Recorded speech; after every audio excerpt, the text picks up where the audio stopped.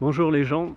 Alors derrière moi, en fait, il s'agit de la première clinique qu'ils ont montrée sur TF1, où il y avait les premiers services du Covid qui ont été créés.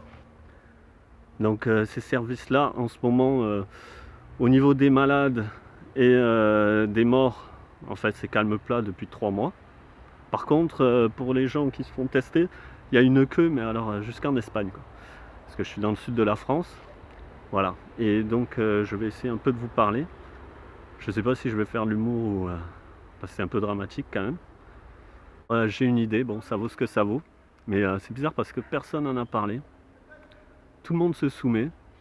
Personne s'est dit tiens, porter un masque, ça doit être une décision collective, c'est-à-dire faire le ratio entre le risque et la liberté. Et là en fait on laisse un petit groupe d'individus décider pour nous. Et on va dire on n'est plus en démocratie, on est en train de négocier nos libertés. Moi j'appelle ça la diplomatie. Et quand la diplomatie n'y arrive pas, après on sait ce qui se passe, hein, c'est la force ou la guerre. Ça a tout le temps été comme ça. On envoie les diplomates, ça marche pas. Donc où il y a des coups d'État, où il y a autre chose. Bref. Voilà, donc on n'est pas obligé d'en arriver là, bien sûr. Donc il faut trouver des solutions. Et je pense que si on ne décide pas pour nous, eux, ils décideront pour nous. Donc, et après, si on leur apporte des solutions et qu'ils ne veulent pas nous écouter, bon, on est dans un pays totalitaire. Voilà. Donc il est temps de faire tomber les masques, de reprendre notre destin en main et de trouver des solutions. Donc déjà, premièrement, sur les plateaux télé, ils doivent porter le masque, ok. Nous, on doit le porter au boulot. Pourquoi ils ne le portent pas? Voilà. Après, ils disent que c'est anxiogène. Mais alors nous, dans la rue, c'est pas anxiogène? On va où là? Donc, si vous voulez qu'on suive l'exemple, il faut nous donner l'exemple. C'est tout point.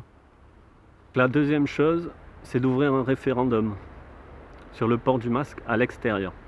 Parce que bon, qu'on le mette dans des supermarchés, dans les McDonald's, j'ai envie de dire ça leur appartient, c'est le mondialisme, ça leur appartient. Donc on se soumet, c'est privé.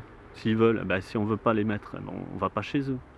Mais qui commencent à nous faire porter le masque en extérieur, en lieu public, bon, qui nous conseillent, c'est un fait, mais par contre qui nous obligent, qui nous donnent des amendes, on va où? Hein, on va où? Donc la solution, c'est une idée. Ils pensent qu'on n'est pas capable de prendre des décisions, qu'on n'est pas assez technique ou qu'on n'y comprend rien. Donc faisons une démocratie, on va dire, adaptée. Une démocratie professionnelle, on va dire. C'est-à-dire faisons voter les citoyens, ça compterait un vote, et après faisons voter les personnels de santé. Eux, ça compterait double. Voilà, comme ils y connaissent plus. Mais au moins tout le monde aurait sa part à dire, et ça ne serait pas 200-300 médecins, ça serait tous les médecins qui décideraient. Tout le monde. Voilà, donc après c'est peut-être un peu bisounours. Moi j'ai appelé ça la démocratie adaptative ou la démocratie de compétence. En fait je trouve ça beaucoup mieux que la démocratie du fric ou la démocratie de l'élite. Voilà, je dis pas que tout le monde s'y connaît à un sujet. Mais bon, franchement, c'est à nous de décider. Voilà. Donc moi, je ne sais pas mettre en place un référendum. C'est juste une idée. Je vais faire un groupe Facebook, où déjà, je vais demander si cette idée de référendum, elle est bonne. Après, celui-là qui voudra aller plus loin, c'est-à-dire qui s'y connaît plus, pour déclencher un référendum, ou donc voilà, hein, c'est juste une idée. Je ne comprends pas qu'on ne l'ait pas proposée avant. C'est un peu comme si on était déconnecté. On laisse faire. On se dit mais de toute façon les votes ça sert à rien. Ouais, bon. Faut essayer ça. C'est comme je dis, c'est la diplomatie.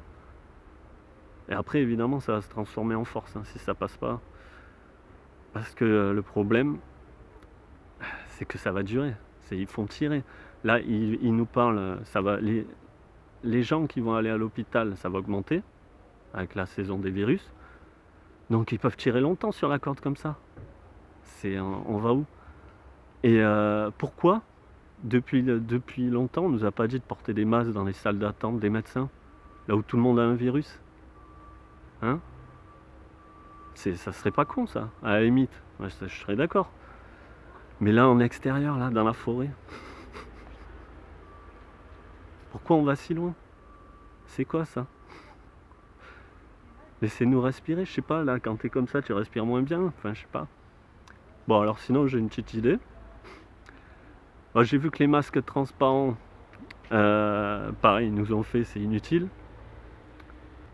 Voilà, donc tu l'as vu ma gueule? Iron Man.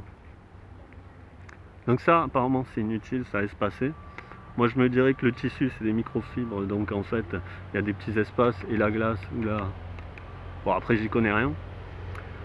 Mais bon, j'ai inventé le masque invisible. Voilà. Si quelqu'un vous arrête, tu leur dis, ben en fait j'ai un masque. Ouais, c'est une nouvelle technologie en fait. Bon, il te croit pas, je dis, mais vous approchez pas, on sait jamais. Et tu lui dis, ben en fait, regardez, c'est un masque invisible. Ouais. Tu le sens pas l'air.